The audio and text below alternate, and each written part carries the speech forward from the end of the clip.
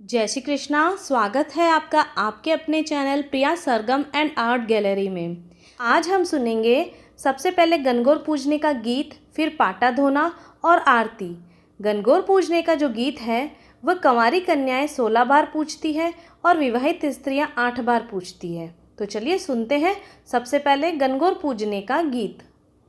गौर गौर गोमती ईसर पूजे पार्वती, पार्वती का लागेला गौर का सोना का टीका, माँ का है कुकू का टीका, टीका दे टपका दे रानी, बरत करो 12 की रानी, करता करता आस आयो मास आयो, छठे चो मास आयो, केरे खाटे लाडू आयो, लाडू दे बीरा ने दियो, बीरो लेर गटकाई गयो, चूंदरी ओढ़ाई गयो, चुंदर मारी अब चर, बीरो मारो अंबर, सन मन 16 7 कचोड़ा, ईसर जोड़ा दोनों जोड़ा, जोड़ जवारा गेहूँ 11, राणा पूज राज ने महिमा का सुहाग ने, राणा को राज बढ़तो जाय माँ को सुहाग बढ़तो जाय, कीड़ी कीड़ी कीड़ी ले कीड़ी थारी जाते, जाते गुजराते गुजराते को पानी, ले ले तंबा ताणी, ताणी में सिंघाड़ा, बाणी में बिजोड़ा, हे भाई गोरा थारा बीरा, मारो भाई एम ल्यो खेम ल्यो, लाडू ल्यो पेड़ा ल्यो, सारे सिंगाड़ा ल्यो, सिंगाड़ा की सेव ल्यो, झरझरती जलेबी ल्यो, हरी हरी दोब ल्यो, दोब का डाब ल्यो, पेप का फूल ल्यो, सूरज जी को डोरो ल्यो, सोना को कचोरो ल्यो, गणगौर पूज ल्यो। और इसी तरह से कंवारी कन्याएं 16 बार और विवाहित स्त्रियां 8 बार पूजेगी। तो यह था गणगौर का गीत। अब हम पाटा धोएंगे।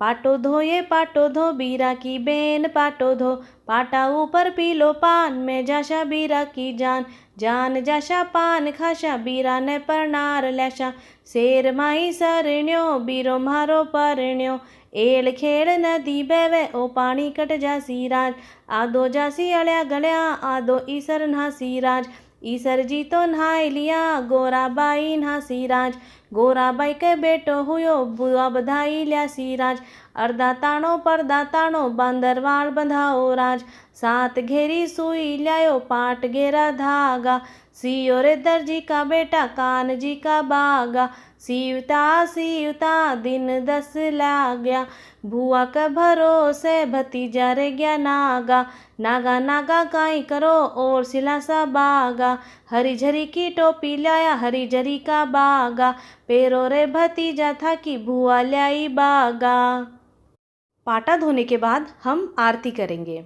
मारी डूंगर चढ़ती सी बेलड़ी जी, मारी मालन फुलड़ा सल्याई, सूरज जी था को आरत्यो जी, चंद्रमा जी था को आरत्यो जी, ब्रह्मा जी था को आरत्यो जी, ईसर जी था को आरत्यो जी, गोरा बाई था को आरत्यो जी, कनवा जी था को आरत्यो जी, था के आरतड़िया में आदर मेलू चादर मेलू, पान सुपारी मेलू, राजा जी को सेवो मेलू, रानी जी की मैं ना मेलू, रोक रुपया मेलू में, पीली पीली मोरा मेलू, धोड़ा धोड़ा रुपया मेलू, शेर मिठाई मेलू, एक गुड़ की भेली मेलू, झल भर झारी मेलू, हरी हरी दोब मेलू, करो न भाया की बेड़ा आरत्यो जी, करो न सुहागन रान्या आरत्यो जी। तो यह थी आरती। तो चलिए सुनते हैं फटाफट से गणगौर की कहानी। चैत्र का महीना आया, पार्वती को भाभी के उजड़ने के लिए पीहर जाना था। तो महादेव जी बोले हम भी तुम्हारे साथ चलेंगे। तो ईसर गौरांदे नंदी को साथ लेकर निकले। महादेव जी नंदी पर बैठे और पार्वती जी पैदल चलने लगी। तो लोग कहने लगे देखो आदमी तो सवारी पर बैठा है, औरत को पैदल चला रहा है। महादेव जी उतरे, पार्वती को नंदी पर बैठाया। यह देख लोग कहने लगे देखो औरत सवारी पर बैठी है और पति पैदल चल रहा है। ऐसा सुन पार्वती भी उतर गई। दोनों पैदल चलने लगे, साथ में नंदी भी चलने लगा। अब लोग बोले देखो वाहन होते हुए भी दोनों पैदल चल रहे हैं। तो ईसर गौरांदे दोनों नंदी पर बैठे। लोग बोले देखो छोटे से जीव पर दोनों जने बैठे हैं। पार्वती बोली भगवान दुनिया कैसी है, नंदी पर बैठने ना दे और पैदल चलने नहीं दे। ईसर जी बोले पार्वती ये संसार है, यहाँ ऐसा ही होता है। आगे गए तो एक गाय उठती बैठती बेचैन हो रही थी। गौरादे पूछने लगी, भगवान ये गाय कष्ट में क्यों है? तो ईसर जी बोले, इसके बछड़ा होने वाला है।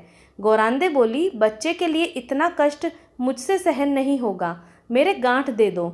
ईसर जी बोले, आगे चलो। आगे गए तो घोड़ी उठ बैठ करती हुई दिखी। गौरांदे बोली, इस घोड़ी को क्या कष्ट है? तो ईसर जी बोले, इसके बच्चा होने वाला है। गौरांदे बोले, मुझसे इतना कष्ट सहन नहीं होगा, मेरे गांठ दे दो। ईसर जी बोले, आगे चलो। आगे गए तो राजा की नगरी में उदासी छाई थी। ढोल नगाड़े उल्टे थे। गौरांदे पूछने लगी, सब यहाँ उदास क्यों है? ईसर जी बोले, यहाँ रानी के कंवर होने वाला है। अब तो गौरांदे जी माने नहीं, बोले, बच्चे के लिए इतना कष्ट हो तो मुझे नहीं चाहिए बच्चा, आप मेरे गांठ दे दो। ईसर जी को गांठ देनी पड़ी। ईसर जी ससुराल पहुँचे, पीपल के पेड़ के नीचे वास किया। गौरांदे पीहर में सहेलियों में मग्न हो गई। गणगौर नज़दीक आई। ईसर जी बोले, आज गणगौर है, सब औरतें पूजा करने आएगी। सवेरे से ही स्त्रियां पूजा करने आने लगी। गौरांदे जी सभी को सुहाग बांटने लगी। दोपहर के समय बणियों की औरतें ओढ़ पहनकर 16 श्रृंगार करके पूजा करने गीत गाती हुई आई। गौरांदे बोली, सुहाग तो सारा बांट दिया, ये औरतें तो अब आई हैं। ईसर बोले, गौरांदे, चिट्टी अंगुली जल में घोलो, नैनों का सुरमा निकालो, मांग में से सिंदूर निकालो, टीकी में से रोली निकालो और सभी स्त्रियों को अमर सुहाग दो। इस वक्त गौरांदे जी की मांग का सिंदूर, चिट्टी अंगुली की मेहंदी, टीकी से रोली, आंखों का काजल लेके लोटे के जल में डालकर ज्वारे से सभी पूजा में आई कन्याओं व स्त्रियों के अमर सुहाग के छींटे देवे। गौरांदे ने ईसर जी से कहे अनुसार सबको अमर सुहाग दिया। अब ईसर गौरांदे जी घर आए। ईसर जी जीमने बैठे, जितना बनाया सब जीम गए। अब गौरांदे जी जीमने बैठी तो माँ बोली, बेटी मैं थोड़ा और भोजन बनाती हूँ। तो बेटी बोली, माँ मैं तो बेटी हूँ, कुछ भी खा लूँगी। और गौरांदे जी ने जला बाटिया और बथुए की पिंडी खाकर लोटा भर पानी पी लिया। माँ ने सीख दी। वहाँ से निकलकर ईसर गौरांदे जी पीपल के नीचे आए। ठंडी छाँव में थकी हुई पार्वती जी को नींद आ गई। ईसर जी ने पार्वती जी के पेट की ढकनी खोली, देखा तो जला हुआ बाटिया और बथुए की पिंडी थोड़े से पानी के साथ पड़ी थी। ईसर जी ने ढकनी वापस ढक दी। पार्वती जी जागे। ईसर जी ने पूछा, गौरांदे जी क्या क्या जीमा? गौरांदे बोली, ईसर जी जो आपने जीमा वही हमने जीमा। ईसर जी कहने लगे, पार्वती सच बोलो। गौरांदे बोली, रसोई में माँ भेद थोड़ी करेगी। ईसर जी बोले, देखो गौरांदे, तुम्हारे पेट में जला बाटिया व बथुए की पिंडी के अलावा थोड़ा सा जल है। गौरांदे बहुत नाराज हुई और बोली, देखो भगवान, आज तो आपने मेरे पेट की ढकनी खोली, ऐसा जगत में किसी के साथ मत करना। पीहर की बात ससुराल में और ससुराल की बात पीहर में नहीं करना। पार्वती इतना बोली और ईसर गौरांदे जी वापस कैलाश पर्वत के लिए रवाना हुए।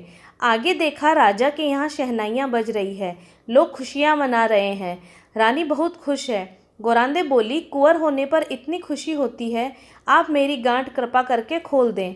ईसर जी बोले, पार्वती मैंने पहले ही कहा था, मेरी गांठ खोले नहीं खुलेगी। आगे घोड़ी के बच्चा हुआ, वह अपने बच्चे को प्यार से चाट रही थी और वह बहुत प्रसन्न थी।